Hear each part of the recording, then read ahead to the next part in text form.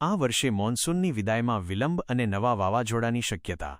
ભારતીય હવામાન વિભાગ આઈએમડી અને સ્કાયમેટ વેધર સર્વિસીસના અંદાજ મુજબ આ વર્ષે દેશમાંથી મોન્સૂનની વિદાય નિર્ધારિત સમય કરતાં મોડી થશે. સામાન્ય રીતે 15 સપ્ટેમ્બરથી મોન્સૂન પાછો ફરવાનું શરૂ કરે છે, પરંતુ બંગાળની ખાડીમાં સર્જાઈ રહેલી નવી મોસમી સિસ્ટમના કારણે આ પ્રક્રિયામાં વિલંબ થઈ શકે છે. નવી સિસ્ટમ અને ભારે વરસાદનો અંદાજ. આઈએમડીના જણાવ્યા અનુસાર બંગાળની ખાડીમાં એક નવું હવામાનનું દબાણ સિસ્ટમ બની રહ્યું છે. આ સિસ્ટમ મધ્ય ભારત, પૂર્વ ભારત અને મહારાષ્ટ્ર સહિતના ઘણા ભાગોમાં ફરીથી વરસાદ લાવી શકે છે. સ્કાયમેટ વેધરના અધ્યક્ષ જે.પી.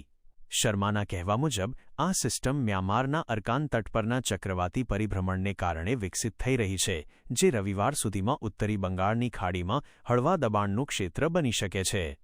આઈએમડીએ ખાસ કરીને 25 સપ્ટેમ્બરથી 1 ઓક્ટોબર દરમિયાન ફરીથી વરસાદના નવા રાઉન્ડની આગાહી કરી છે.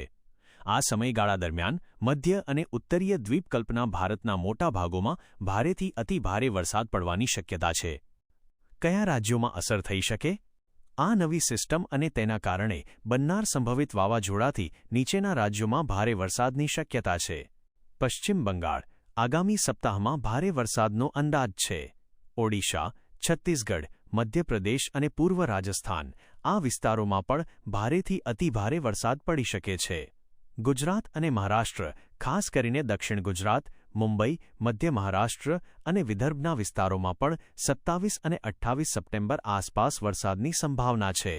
બિહાર અને ઝારખંડ આ રાજ્યોમાં પણ ભારે વરસાદ પડી શકે છે.